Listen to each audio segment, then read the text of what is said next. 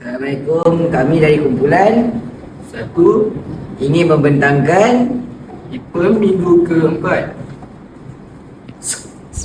Saya akan tunjukkan contoh hukum dalu dan bukan dalu.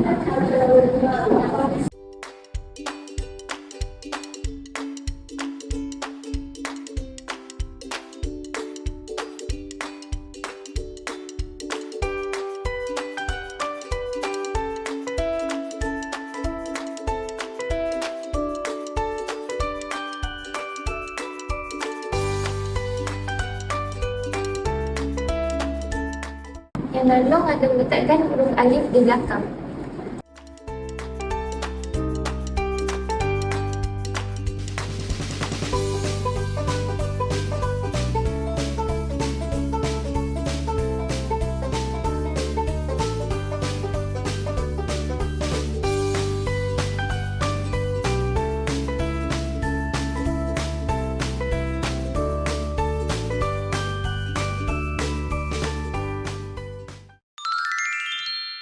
Jadi seterusnya saya akan terangkan hukum ka dan ga.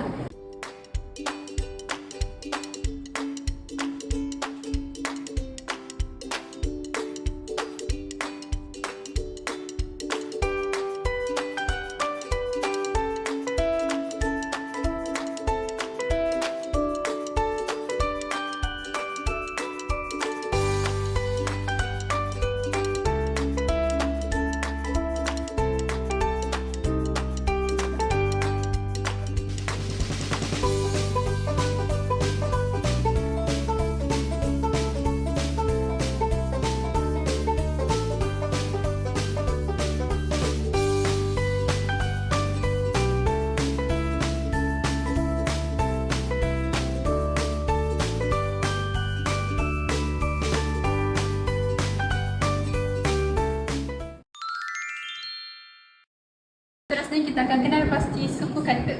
Yang pertama ialah satu suku kata. Baiklah. Contohnya bas.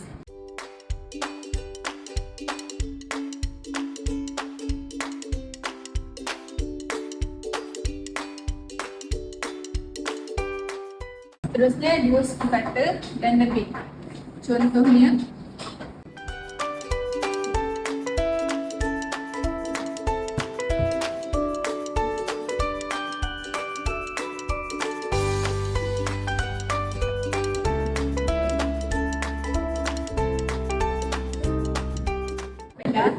zoom sikit. Ini ialah dua suku kata iaitu ba waw bu, kaf waw ku. Jadi cuci dua suku kata. Ca waw cu, ca ya ci, cuci.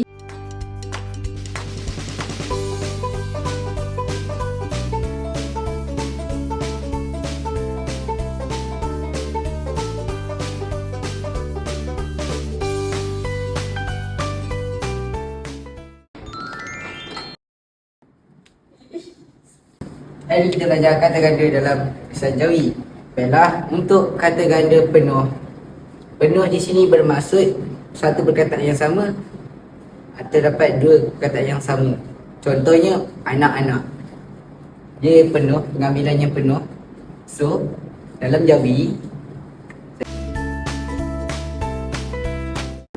sebagai contoh anai-anai, kita cuma tambah huruf dua. Jadi anai-anai tidak perlu. Okey, untuk berentak pula, contoh perkataan untuk berentak iaitu kita ambil gerak-geri lah.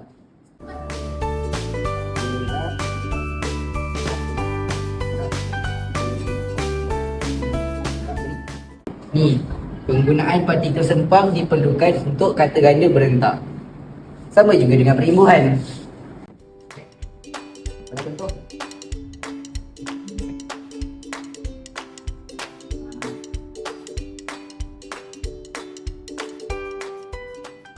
Sebagai contoh, anak-anaknya. Nya ni merupakan imbuhan, sebab itulah dipanggil kata ganda imbuhan. Tak ada beza pun dengan berentak. Cuma ditambah dengan imbuhan. Okey, baiklah. Yang seterusnya ialah homograf dan juga diftong. Homograf ialah bermaksud satu perkataan yang sama maksud dengan perkataan yang lain, iaitu contohnya seperti rapat. Rapat yang bermaksud rapat dalam mesyuarat atau rapat yang rapat tu. Okey, dalam jawinya ini yang jawi dia. Okey, yang seterusnya adalah bisa. Bisa yang boleh jadi bisa, iaitu bisa ular racun ataupun bisa yang boleh. Kejap dia.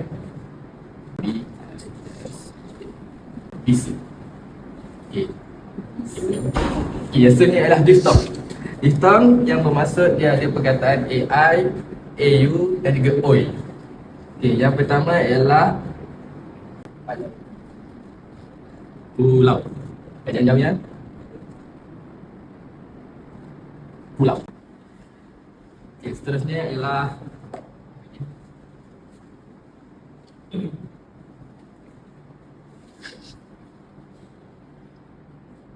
seterusnya ialah harimau.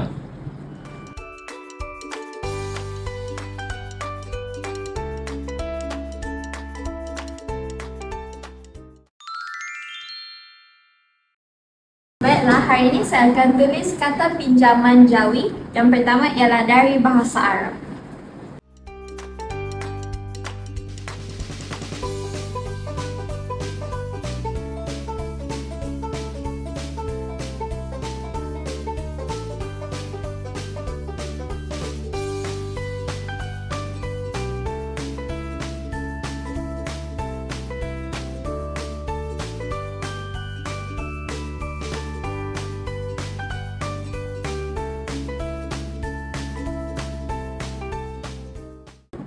Baiklah, seterusnya ialah bahasa Inggeris.